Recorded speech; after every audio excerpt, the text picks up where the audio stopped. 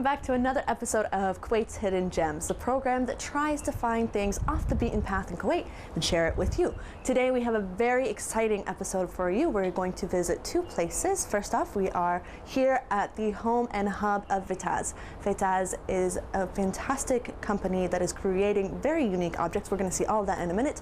And then secondly, we are off to learn some manners. But right now, like I said, we're headed inside to learn about what Vitaz is. Vitaz means speed in French, and you're going to see a lot of items that have a lot to do with speeds and some things that are technically way over my head, but I hope you enjoy it. So come on in with us.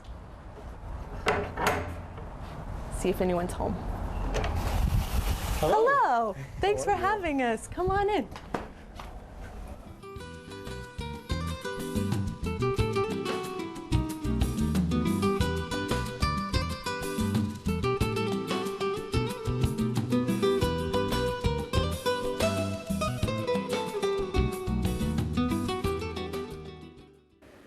I am here with Abdul Latif, the founder and CEO of Vitaz, and he's going to tell us a bit more about his product and what they do. So welcome, thanks for having us. Thank you. Tell us a little bit about Vitaz. What do you guys do and how did it get started? Vitaz, it is a technology brand. It's basically a research and development of emerging technologies that don't currently exist in our region. We try to implement different bits and pieces from around the globe and try to bring them here at a cost-effective, in a cost-effective manner for early adopters and businesses. We provide different products and services from web hosting, application development, web design, to custom bespoke hardware for businesses and consumers. As well as very particular research and development from clean energy to 3D printing tech to physics and mathematical ASICs, application-specific integrated circuits. What these are basically computational nodes that are dedicated to a singular purpose. Amongst other things, I know that I'm skipping a few, but there you go. Well, how about in layman terms? What do you guys do? What would you say to someone who has no idea what those terms mean? In layman's terms, okay. We create really cool things. from your room, basically. Yes, from my room to living room converted into lab, the hive.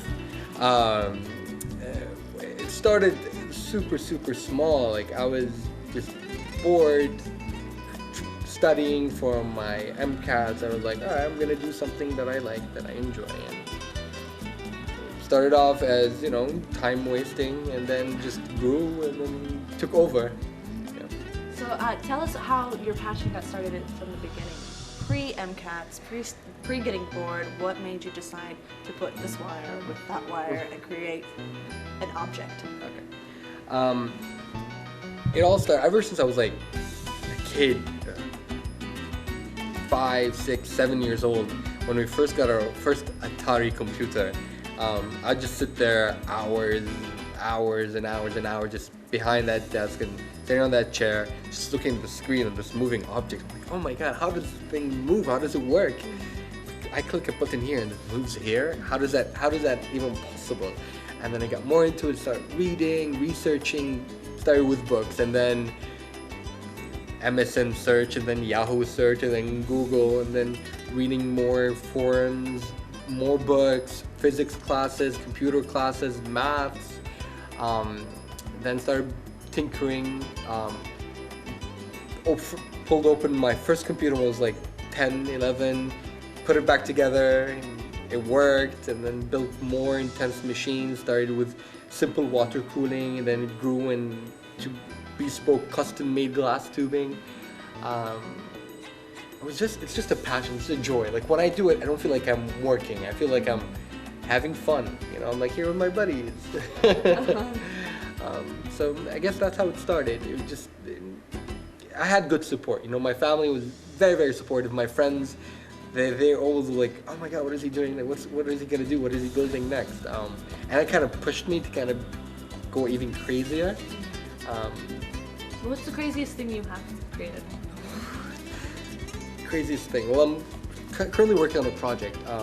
It's a water filtration system. It's a passive water filtration system for radioactive fluid for water. Basically, let's say all these nuclear power plants or war zone that have this radioactive water that just goes to waste or just pollutes the land. Well, why don't we put it to use? Why don't we recycle it? So I'm basically working on this project for quite a while. It's a backpack that it basically has it's a 3-phase filter, water filter, and basically you chuck it out and you throw it into like a pond or a radioactive lake or a muddy spur, and then there's an integrated pump with a solar cell. It pumps the water in, filters it, pumps it out, and you've got drinkable, palatable water. Wow. Yeah. So going from there, talking about crazy adventures, what does Fataz offer Kuwait specifically? Something unique, something different. Kuwait, the problem with the thing here is it's very difficult for a small business, especially in the technology sector, to thrive unless you're like a mass market web developer or whatever. If you're truly creating bespoke products, tailor fitting each and every solution to the consumer or to business partners, we're trying to offer something that just does not exist here. For example, we're the only private company that has their in-house servers. Most web developers or software engineers, they have all their servers are located offsite, whether it's in India, the UK, or the United States. Not only do we have our servers here in Kuwait, we have offsite servers in the US, in Kuwait, in the UK, and in Australia. In case something happens here, your data is offloaded and it's always running. We've never had any issues. So far we've had 100% uptime for the last 2 years. We're trying to offer something new, something different. Our division that creates all these different consumer products called Vitesse Emerging Technologies, because they're really not even in the States, they're really not out there. They're very niche. So we're trying to bring these niche products. For example, our 3D printer. If you were to get a half-decent 3D printer, it costs you about 1,000 KD. We're going to be offering our printers from 200, 250 KD. Anyone can afford a printer now. It's like a regular printer now. Absolutely. Well, I mean, correct me if I'm wrong, but I would not have assumed that in a house out in the middle of the desert was this ginormous project. So let's end with you telling me, what is your end goal? How will this dream come into fruition at the peak of its fruition? Endgame. Endgame is a huge production facility. We're going to be the next Apple, the next Dell, but we're not... Straight out of Kuwait? Straight out of Kuwait. But it's not that. We want to create, when you buy a product, it's mass manufactured. It's made for a general purpose. We want to be the Dell, the Microsoft, the Apple of the region, but with bespoke products for your personal needs. Of course, it's going to cost more. Of course, it's going to be a much more tedious process. But in the end, you're getting exactly what you ask for, what you want. A manufacturing line, a processing line, automation, We'll see. we'll see. Well, great. We have the opportunity to go up to the hive. Can we go? Sure. Show us some stuff. Cool. So I'm scanning you in as a 3D model.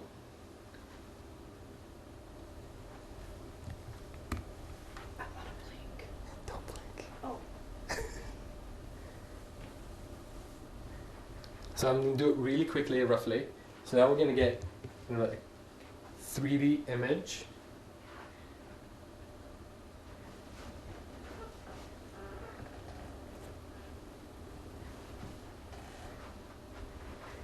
So then what we could do is we can print you out as a doll. A little doll. So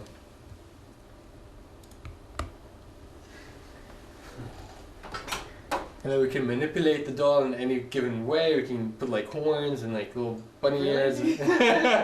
So right now it's processing the scan, as you can see. Check it out. Now we have a 3D model of you. That's crazy. You can see my eyes got wonky. Yeah.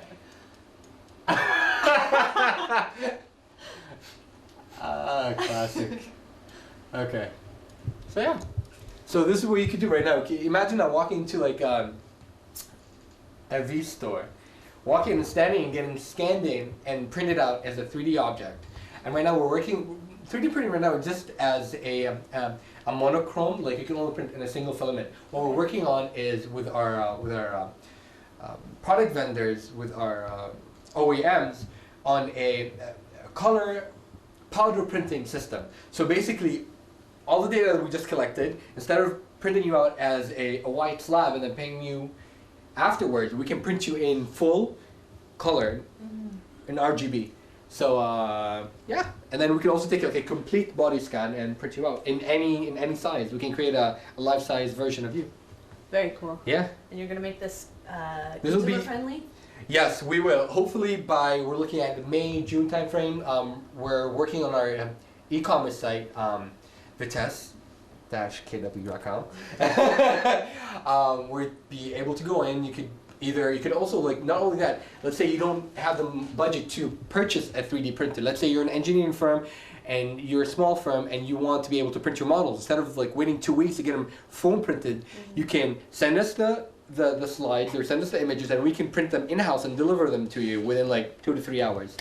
So you go on our website, you upload your images, you get them printed out and get them delivered to your place, or you can order your 3D printer, order your 3D scanner, and get it printed out that way. Very cool. Yeah. What else can you show us? Okay, well here we have our beautiful systems. What this is what made me popular from day one at when I first came out. It was at Proud to be Kuwaiti 2013, and I showed this guy off, and people were like, "Oh, what is this?" Some chick was like, "Even what is this? Like the internals of a goat?" Like, no. No. This is a fully water-cooled computer system. It has a radiator, the same as you find in your car. The liquid goes throughout the components. The heat, the hot liquid goes to the radiator. The fans up top suck out the hot air and cool it out. This was the first version that I made public, and then here we have the fully bespoke unit. Here we use rubber tubing, which can be found anywhere. Here we have glass tubing. This is hand-bent, handmade. You can't buy this. You have to make this by hand. It's not available on the market anywhere. This is a one-of-a-kind system. You can't, nowhere in the Middle East, nowhere in Asia, to my knowledge. Are these the wires you were showing me earlier? Yes, these are handmade Very cool. wires.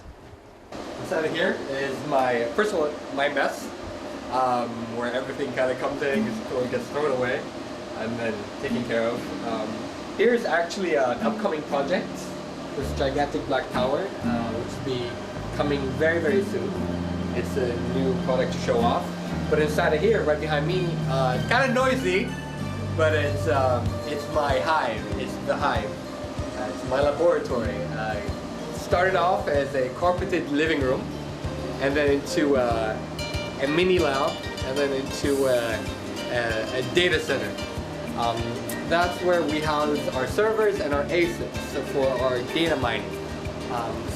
What we do ranges from physics and mathematical processing to Bitcoin mining, Litecoin mining, into web hosting, email servers, application servers, networking solutions.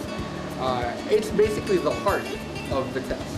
Without it, we wouldn't stand out as a company, nor would I stand out as an individual.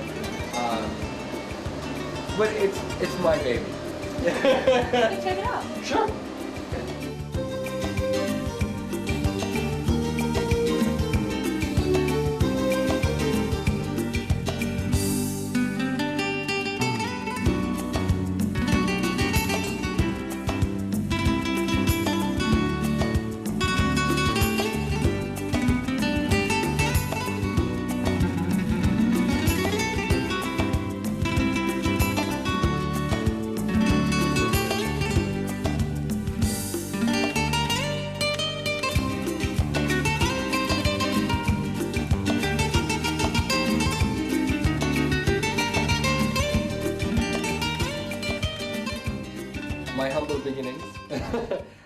this was basically what kind of got me into electronics and electrical engineering and circuit design. It's so like. Who finds a toy like this? I know. I would usually go into like toy stores and see all these boring things and card games and like Pokemon and G.I. Joes and whatever. I'm like, yeah, boring. So I usually go back to the dusty corner and I find little project labs, and it's, I don't know, it just makes me happy to look back at this, because without this, spending hours and hours trying to figure out why my circuit isn't working, why my light isn't blinking, this thing killed me.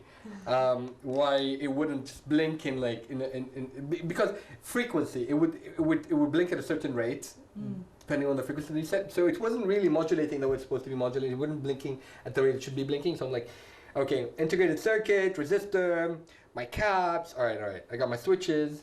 But it took me hours and hours and hours. But when it finally works, it's like, I'm a millionaire now. I'm happy. Well, and who would have guessed that you would go from this to creating this guy here?